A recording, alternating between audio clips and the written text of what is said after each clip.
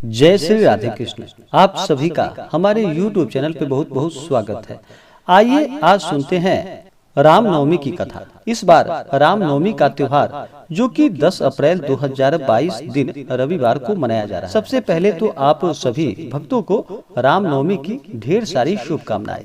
आप सभी के जीवन में भगवान राम की कृपा से आप सभी को सभी प्रकार के सुख और समृद्धि की प्राप्ति हो।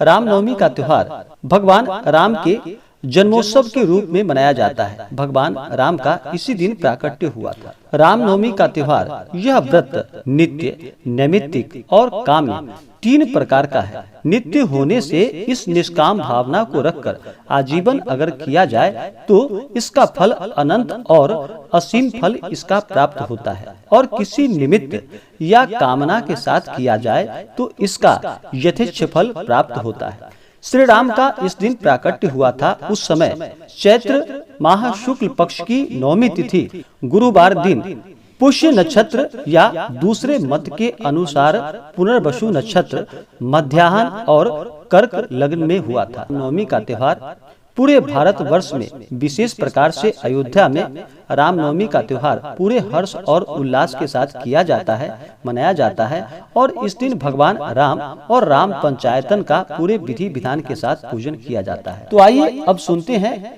रामनवमी की कथा। अगर आप रामनवमी के उपलक्ष्य में अन्नदान, वस्त्रदान आदि के लिए ब्राह्मण दक्षिणा देना चाहते हो तो आप अपने श्रद्धा और सामर्थ्य के अनुसार हमें डिस्क्रिप्शन में जाकर के गूगल पे, फोन पे या अकाउंट नंबर के माध्यम से हमें ब्राह्मण दक्षिणा प्रदान कर सकते हैं। तो आइए सुनते हैं रामनवमी की कथा।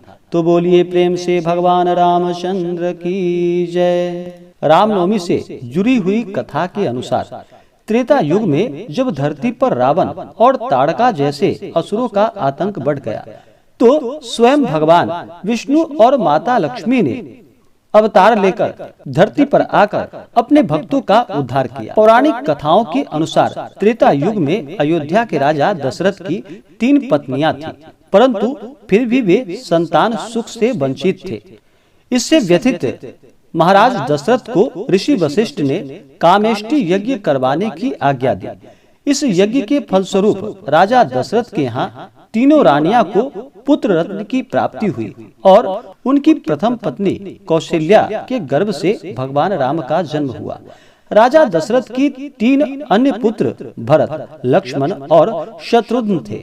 ब्रह्मर्षि वशिष्ठ भगवान राम के गुरु थे। उन्होंने उन्हें वैदिक ज्ञान के साथ साथ अस्त्र शस्त्र में निपुण किया।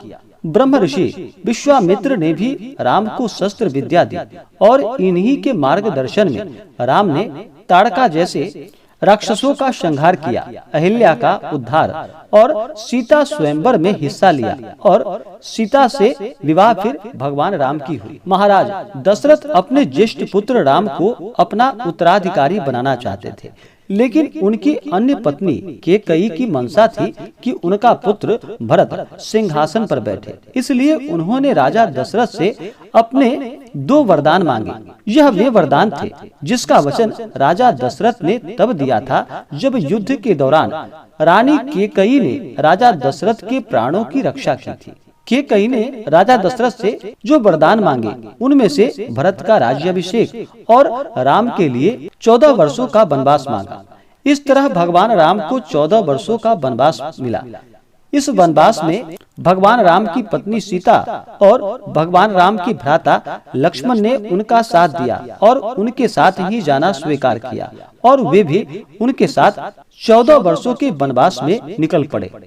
साथ ही भरत ने भी भातृ प्रेम को सर्वोपरि रखा और एक वनवासी की तरह ही 14 वर्षों तक अयोध्या को एक अमानत के रूप में स्वीकार किया। इस वनवास काल में भगवान राम ने कई असुरों का संहार किया और रावण जैसे दुराचारियों का अंत किया। शायद कैकेयी के वचन केवल आधार मात्र थे, क्योंकि नियति कुछ इस प्रकार थी।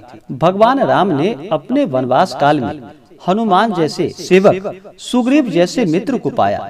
नियति ने सीता अपहरण को निमित्त बनाकर रावण जैसे दुराचारियों का संहार किया। सीता जन्म का उद्देश्य ही रावण संहार से था, जिसे श्री राम ने पूरा कर मनुष्य जाति का उद्धार किया। और फिर श्री राम ने वनवास काल को पूर्ण किया और भरत ने अपने बड़े भ्राता को अयोध्या का राजपाट सौंप दिया। मर्यादा पुरुषोत्तम राम ने एक ऐसे राम राज्य की स्थापना की जिसे सदैव आदर्श के रूप में देखा जाता है। भगवान राम ने प्रजा के हित के लिए सीता का परित्याग किया। अपने कर्तव्यों के लिए उन्होंने स्वसहित को द्वितीय स्थान दिया और इस तरह राम राज्य की स्थापना हुई। सीता ने प्रजा हित के लिए परित्याग स्वीकार किया और अपना जीवन वाल्मीकि आश्रम में बिताया। और उस समय माता सीता ने 2 पुत्रों को जन्म दिया जिसका नाम लव और कुश था। यह दोनों ही पिता के समान तेजस्वी थे। और फिर लव कुश के हाथों में भगवान राम ने अपने राज्य को सौंपकर और स्वयं वे अपने विष्णु अवतार को धारण कर मानव जीवन का त्याग किया। इस प्रकार से रामनवमी की कथा संपूर्ण हुई।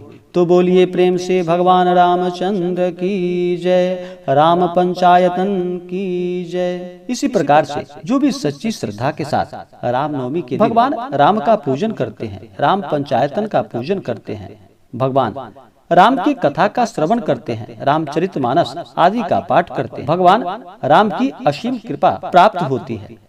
रामनवमी तिथि के दिन इस दिन सुबह ब्रह्म मुहूर्त में उठ करके नित्य क्रियाओं से निवृत्त हो करके इस दिन गंगा नदी में स्नान करना चाहिए या घर के नहाने के पानी में थोड़ा सा गंगा जल मिला करके स्नान करना चाहिए। शुद्ध वस्त्र धारण करके उसके बाद फिर व्रत का संकल्प लेना चाहिए और भगवान राम से प्रार्थना करनी चाहिए कि हे प्रभु राम, आज मैं रामनवमी त्योहार का व्रत करने जा रहा हूँ या करने जा रही हूँ।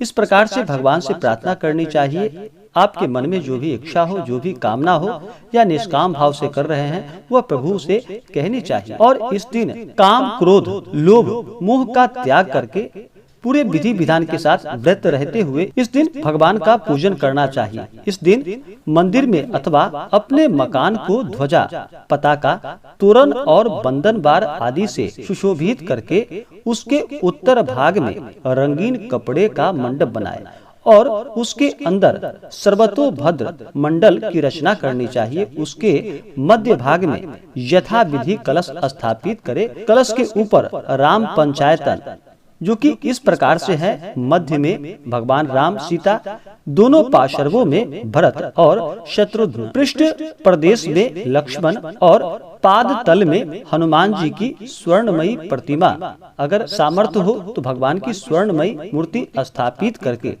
नहीं तो भगवान का फोटो या प्रतिमा रख के भी इस दिन पूरे विधि विधान के साथ भगवान का षोडशोपचार पूजन विधि के द्वारा पूजन करना चाहिए। आप चाहें तो राजोपचार पूजन विधि के द्वारा भगवान का पूजन कर सकते हैं। इस दिन भगवान श्री राम को प्रसन्न करने के लिए विशेष प्रकार से इनका जलाभिषेक करे, दुग्धाभिषेक करे, घृताभिषेक करे या पंचामृत से भगवान का अभिषेक करे, फिर शुद्ध गंगा जल से भगवान का अभिषेक करे। उसके बाद भगवान को वस्त्र अर्पित करे, यज्ञोपवीत अर्पित करे। उसके बाद अक्षत, चंदन, पुष्पों की माला भगवान को अर्पित करनी चाहिए। फिर धूप और दीप दिखाएं, अनेक प्रकार का नैवेद्य अपने श्रद्धा और सामर्थ्य के अनुसार अर्पित करनी चाहिए। उसके बाद फिर नैवेद्य के बाद फिर जल से आचमनी कराए। उसके बाद द्रव्य और दक्षिणा चढ़ाएं, पुंगी फल तांबूल अर्पित करे। उसके बाद फिर रामनवमी का कथा श्रवण करे, भगवान राम के नामों का स्मरण करते रहे। इस दिन स्तोत्र पाठ करे, रामचरितमानस आदि का पाठ करे, जहाँ तक हो सके दान पुण्यों का कार्य करे, हवन आदि का कार्य करे और रात्रि में उत्तम प्रकार से गायन वादन करते हुए रामलीला और रामचरित्र आदि का श्रवण आदि करना चाहिए और जागरण करना चाहिए। दूसरे दिन फिर 10वीं तिथि को इस व्रत का पारण करना चाहिए। इससे अनंत गुना पुण्य फलों की प्राप्ति होती है। इस दिन दिन भर उपवास रहते हुए रामनवमी का व्रत करना चाहिए। अगर उपवास ना रह पाए तो एक समय फलाहार ग्रहण करनी चाहिए। इस दिन बिल्कुल भी किसी के ऊपर क्रोध नहीं करनी चाहिए। अपने मन में किसी के प्रति ईर्षा या द्वेष का भाव नहीं लाना चाहिए। अपने से बड़ों का सदा ही आदर और सम्मान करना चाहिए। महिलाओं का सदा ही सम्मान करना चाहिए। जहाँ पर महिलाओं का सम्मान होता है वहाँ पर माता स्थिर लक्ष्मी का निवास होता है। है तो इनका कभी भी अपमान नहीं करना चाहिए। धर्म का आचरण करते हुए, ब्रह्मचर्य का पालन करते हुए इस व्रत को करना चाहिए। इससे अनंत गुना पुण्य फलों की प्राप्ति होती है। तो आइए जानते हैं अब रामनवमी के शुभ मुहूर्त के बारे में। इस बार रामनवमी का त्योहार 10 अप्रैल 2022 दिन रविवार को मनाया जा रहा है। रामनवमी का त्योहार नवमी तिथि के दिन मनाया जाता है। इस दिन व्रत को रखा जाता है। तो नवमी तिथि प्रारंभ समय 8 अप्रैल 2022 रात्रि 1:26 और नवमी तिथि की समाप्ति होगी 10 अप्रैल 2022 रात्रि 3:17। इस दिन राहु काल का समय जो कि शाम 4:36 से शाम 6:10 तक राहु काल का समय होगा। राहु काल समय के दौरान किसी भी प्रकार का शुभ कार्य या मांगलिक कार्य नहीं करना चाहिए, यह लाभप्रद नहीं होता है। अभिजीत मुहूर्त जो कि सुबह 11:26 से दोपहर 12:16 तक अभिजीत मुहूर्त होगा। रामनवमी तिथि के दिन रवि योग है जो कि संपूर्ण दिन तक रहेगा। इस दिन सर्वार्थ सिद्धि योग भी है जो कि संपूर्ण दिन तक रहेगा। यह बड़ा ही पुण्यदायक और लाभकारी माना गया है इन योगों में पूजन करना। इस दिन विजय मुहूर्त जो कि दोपहर 2:30 से दोपहर 3:21 तक। गोधूली समय जो कि शाम 6:31 से शाम 6:55 तक। नक्षत्र जो कि पुष्य नक्षत्र अगले दिन सुबह 6:51 तक। तो आशा करता हूँ कि यह जानकारी आपको अच्छा लगा हो। ऐसे ही ज्ञानवर्धक जानकारियाँ प्राप्त करने के लिए हमारे इस चैनल को लाल बटन दबा करके सब्सक्राइब करें, साथ में बेल आइकन घंटी दबाएं ताकि मेरे वीडियो का नोटिफिकेशन आपके पास सबसे पहले पहुंचे। वीडियो को लाइक और अपने मित्रों तथा दोस्तों के साथ शेयर करें। सुखी रहें और स्वस्थ रहें। जय श्री राधे कृष्ण। धन्यवाद।